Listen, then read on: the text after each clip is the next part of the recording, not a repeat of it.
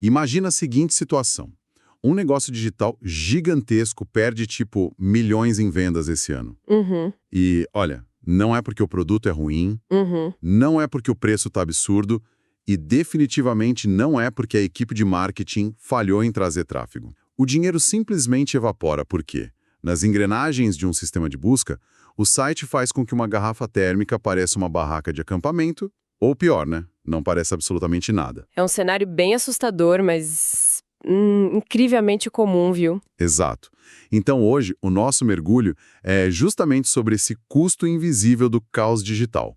A gente vai explorar como a forma que as informações são organizadas lá nos bastidores dita quem domina o mercado e quem, bom, fica para trás. Sabe, existe uma falsa ilusão hoje em dia de que o SEO, aquela otimização para motores de busca, se resume a espalhar palavras-chave estrategicamente por uma página e meio que torcer para o Google abrir as portas do cofre. Tipo uma mágica, né? Isso, tipo mágica.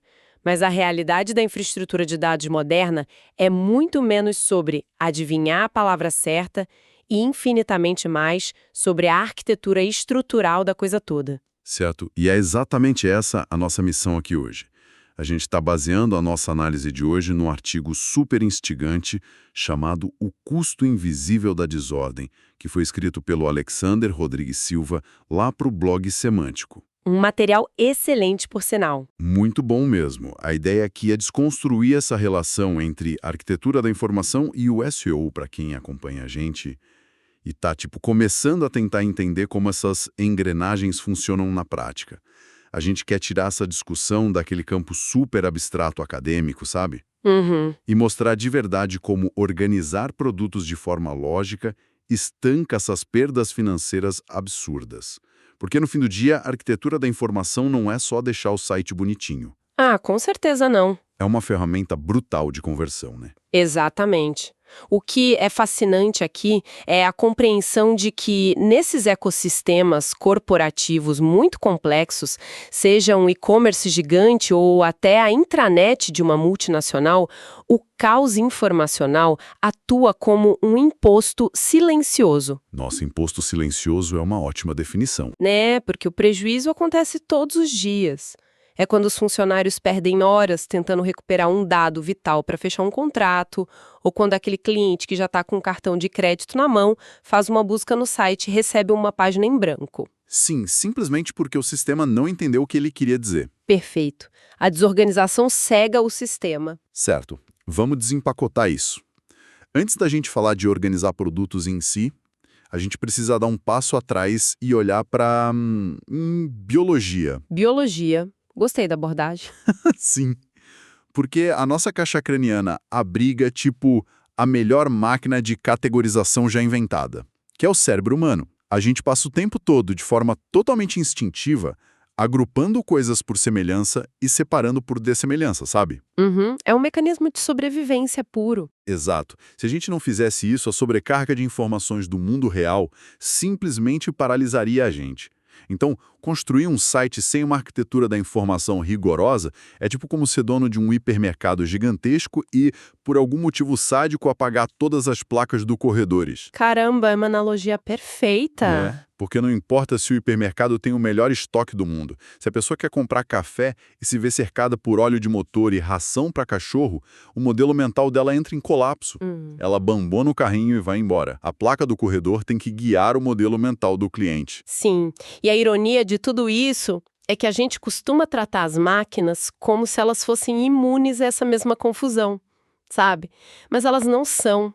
A interseção exata do SEO moderno não é agradar um robô cego, mas atuar nessa ponte entre a cognição humana e a infraestrutura intrincada de dados. Mas espera aí, eu preciso fazer o papel de advogado do diabo rapidinho. Manda. Os algoritmos de hoje, tipo BERT do Google, e todas essas inteligências artificiais novas, eles não são avançados o suficiente para entrar nesse hipermercado sem placas e simplesmente deduzir o que é o quê.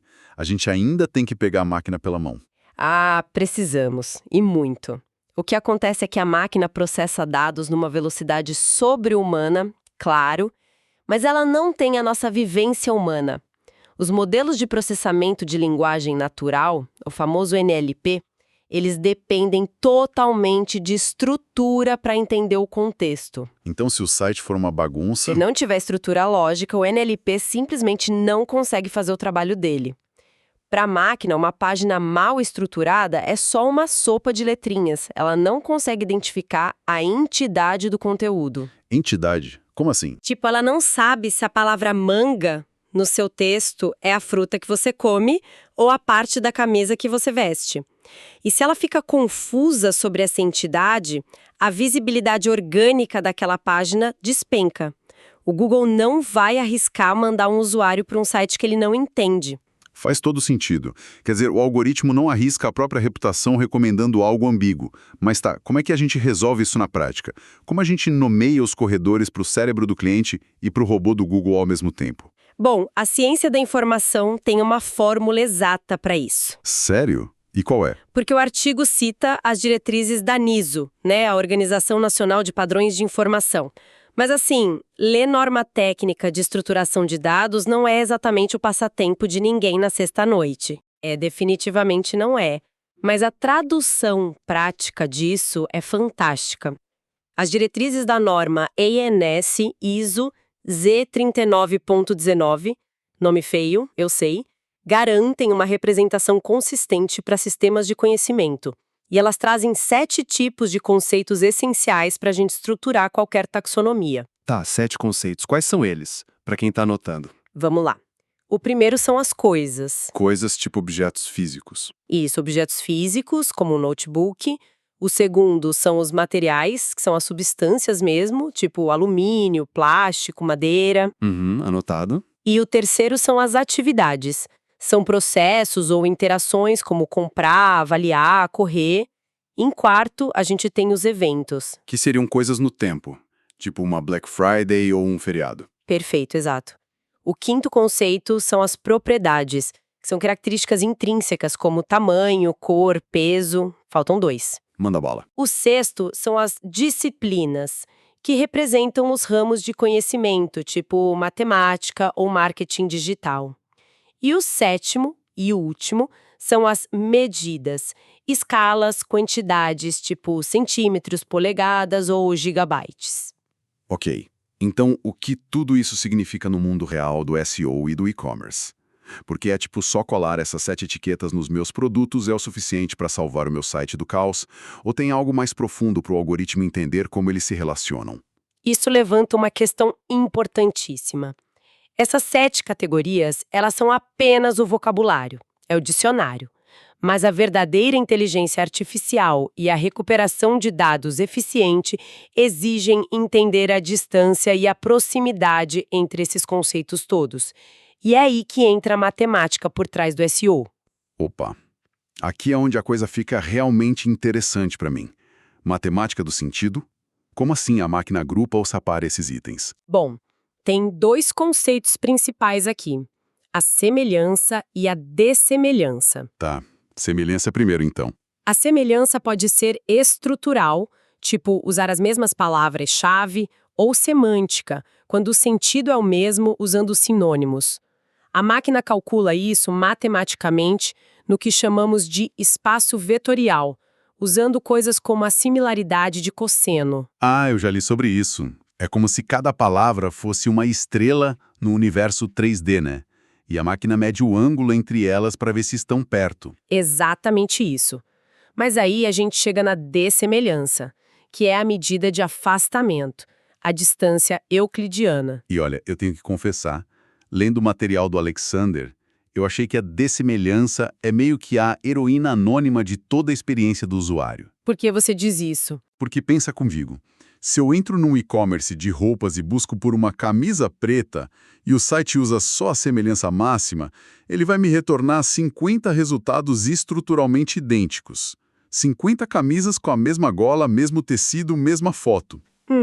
E o que acontece com a pessoa? A carga cognitiva explode. O menu fica super ambíguo e o cliente simplesmente não consegue tomar uma decisão porque não tem diferença para comparar. A gente precisa da diversidade, do afastamento. Exato. Nossa, você matou a charada. Quando a semelhança entre as opções de um menu é muito alta, a rota correta se perde. O agrupamento perfeito tem alta semelhança interna, tudo ali tem que ser camisa preta, mas alta dessemelhança externa.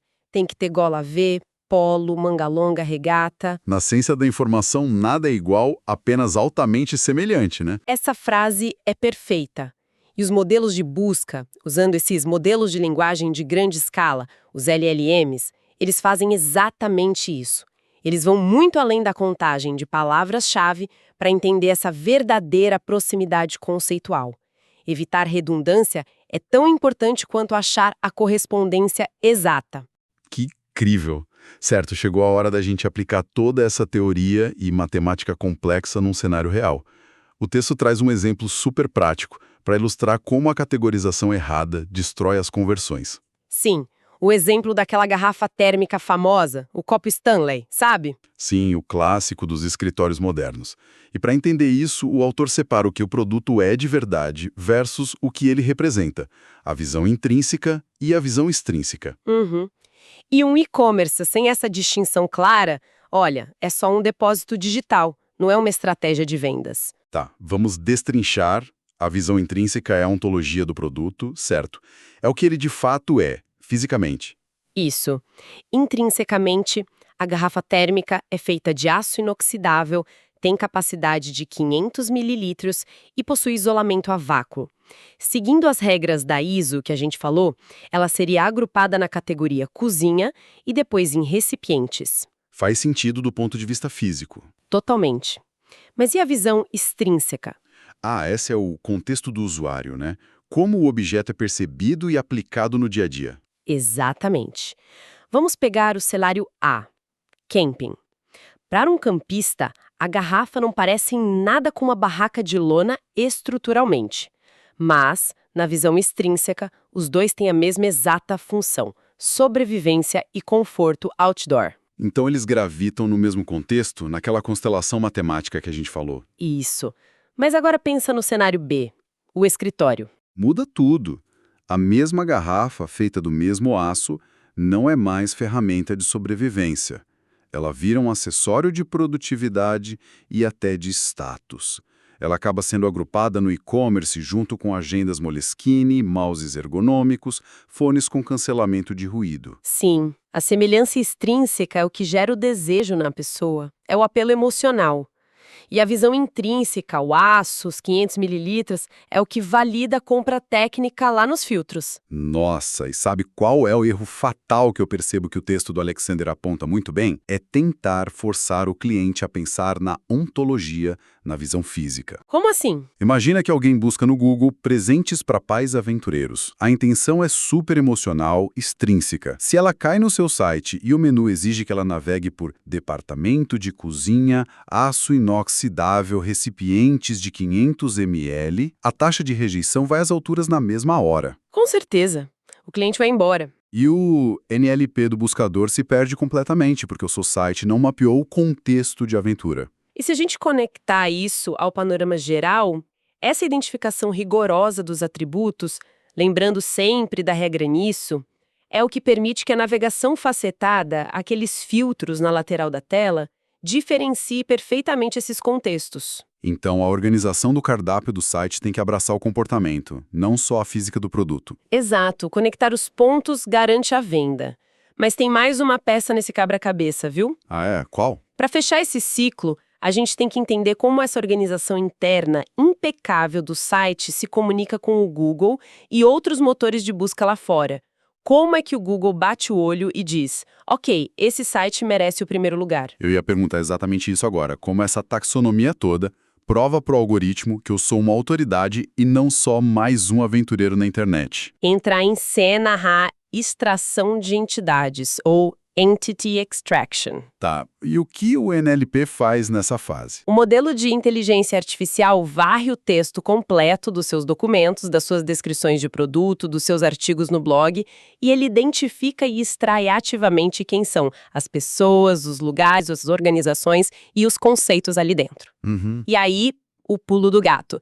Ele alinha tudo isso à taxonomia estrutural que você criou no seu site. Ah, então ele meio que valida se o que eu estou falando condiz com a forma como eu organizei minha biblioteca digital. Perfeitamente. Isso atesta para o buscador que seu conteúdo tem um domínio semântico forte. Ele percebe que você tem uma autoridade sólida naquela área de conhecimento. O SEO semântico já usava IA de forma muito inteligente, muito antes de o ChatGPT virar moda. Caramba, isso me faz refletir sobre algo muito louco. Áreas que parecem super acadêmicas e antigas, tipo a biblioteconomia, que o próprio autor cita no texto, elas são, na verdade, a espinha dorsal completamente invisível que faz um marketing digital trilionário moderno funcionar e faturar. Sem dúvida nenhuma, o princípio de organizar a informação para ela ser recuperada não mudou.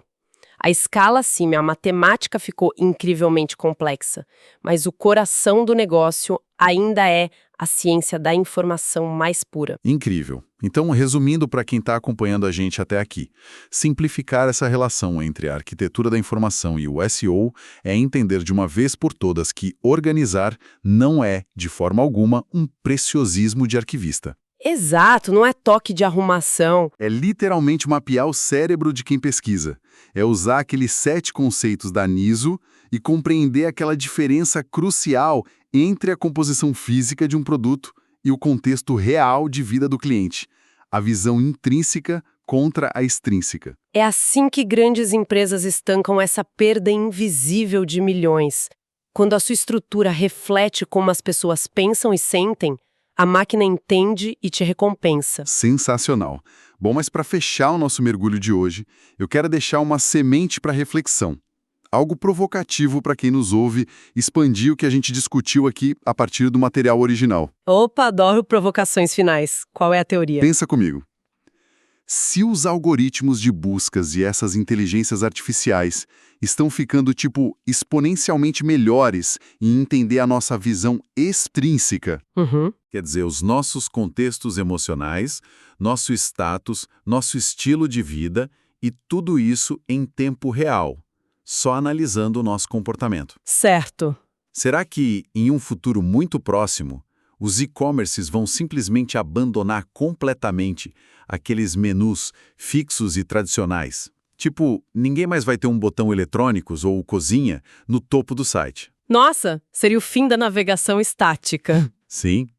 Será que eles passarão a gerar categorias e taxonomias 100% dinâmicas, que se reconstroem em milissegundos e exclusivamente baseadas na intenção momentânea de quem acabou de acessar a página?